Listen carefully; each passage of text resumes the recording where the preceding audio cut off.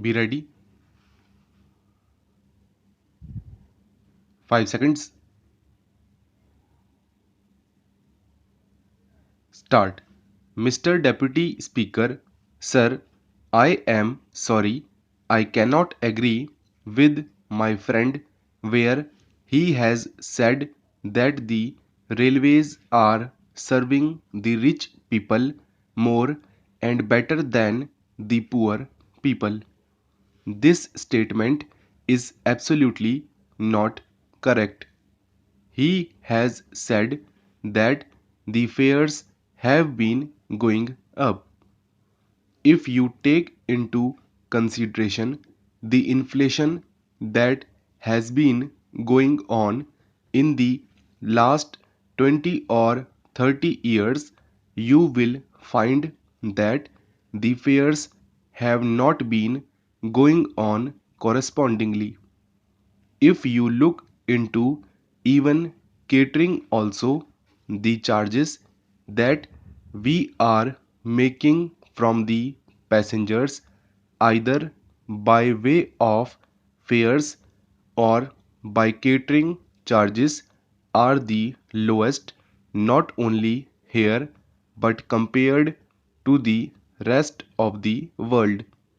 Even in our own country, you cannot get the food that the railways supply outside the railway station for the price that the railways are charging.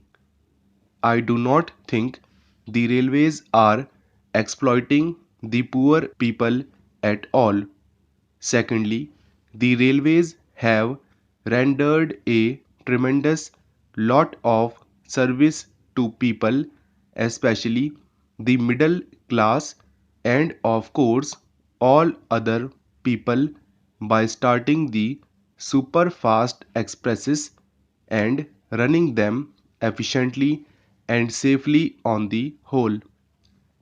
I have only one small criticism to make in this connection, and that is the proposal to raise the platform ticket fee from 1 rupee to 3 rupees is a very unwise thing to do, and the demand of the House from all sides is that it is a thing which is a very serious matter for the people and which the Honourable Minister as well as the Cabinet should take a serious notice of.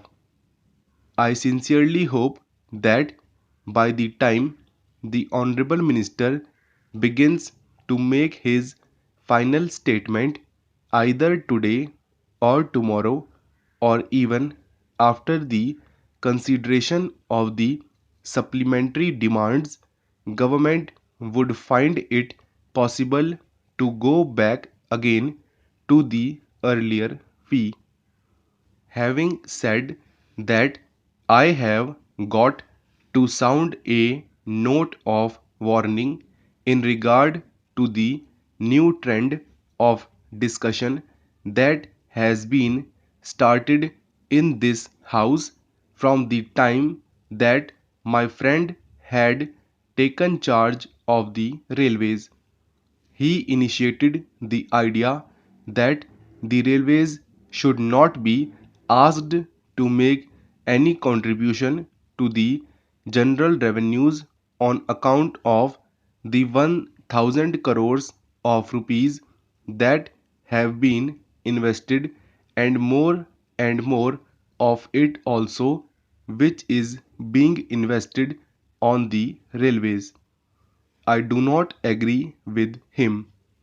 At the same time, he wants the general revenues to make contribution to the railways because railways are serving some social purposes. True, we have been having it throughout the 120 years ever since the railways have been started in our country. They have been expected to serve social purpose as well as commercial purpose, and they have been doing it. I do not understand why, in spite of all this, the railways should be exonerated from the responsibility of having to pay even a minimum dividend on the huge colossal amount of capital that has been invested and that is being invested also. I hope the Railway Convention Committee would take due note of this demand that we are making on behalf of the public, that the railways have a responsibility to make contribution to the general revenues, not as general revenues but as an interest, whatever it may be. Now, government is paying 10 or 15% on borrowings. It need not pay as much as that, but at least half as much as that, or one third as much as that, but there should be contribution from the railways.